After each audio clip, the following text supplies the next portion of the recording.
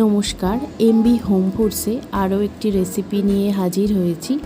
আজকে যে রেসিপিটি দেখাবো সেটি ঘরে থাকা কিছুমাত্র উপকরণ দিয়েই তৈরি হয়ে যাবে গাজরের পায়েস। অনেকেই হয়তো এটা খেয়েছেন, আবার অনেকেই হয়তো এটা খাননি। তো এটি বানানো খুবই সহজ। অনেক সময় হয় যে আমাদের খাওয়ার পর কিছু মিষ্টি খেতে ইচ্ছা করে বা বিকেলের কিছু খেতে ইচ্ছা করে, তো এটা আপনারা মিনিমাম 10 থেকে 15 মিনিটে বানিয়ে নিতে পারেন এবং এটা বড় থেকে বাচ্চা সবাই খাবে। তো প্রথমেই একটা মিডিয়াম সাইজের গাজরকে আমি গ্রেট করে নিয়েছি। 2 চামচ ঘি দিয়ে যে গ্রেট করা গাজরটা সেটা ভালোভাবে দিয়ে ভেজে নেব যতক্ষণ না গাজর থেকে কাঁচা গন্ধটা চলে যায়। ভালোভাবে কিছুক্ষণ ভেজে নিতে হবে।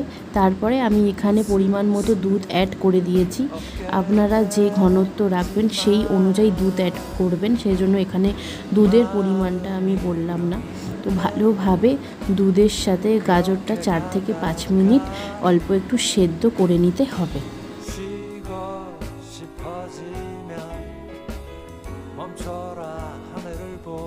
গাজর এখানে ভালোভাবে সেদ্ধ হয়ে গেছে। আমি এখানে মিষ্টির জন্য কিছুটা ছোট যে মিষ্টি হয় সেটা অ্যাড করে দেব।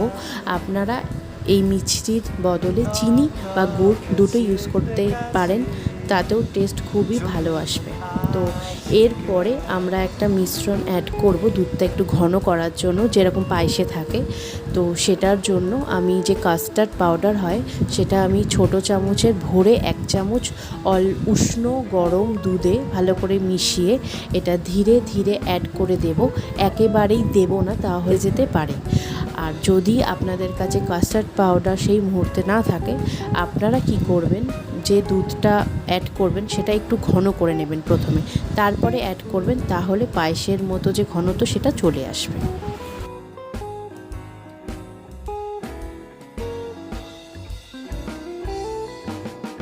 고개를 떨고 왔나요?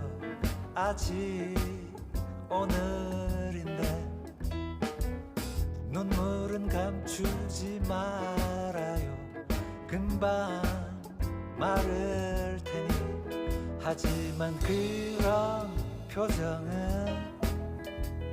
바뀌었으면 해요. এখানে আমি অল্প পরিমাণে কাজু আর কিশমিশ অ্যাড করেছি। আপনাদের কাছে থাকলে দেবেন, না হলে দেবেন না। গাজরের পায়েস আমাদের মোটামুটি রেডি হয়ে গেছে, আর 1 মিনিট পরে এটা বন্ধ করে দেব। এটা আপনারা চাইলে হালকা গরম বা ফ্রিজে ঠান্ডা করেও খেতে পারেন, দুটোতেই ভালো লাগবে। আশা করছি আজকের এই সহজ রেসিপিটি আপনাদের ভালো লেগেছে। যদি ভালো লেগে থাকে তাহলে অবশ্যই আমার চ্যানেলটি সাবস্ক্রাইব করবেন, লাইক করবেন, শেয়ার করবেন। আর আমার ভিডিওটি দেখার জন্য আপনাদের ধন্যবাদ। নমস্কার। 넉넉해질 때까지 조금은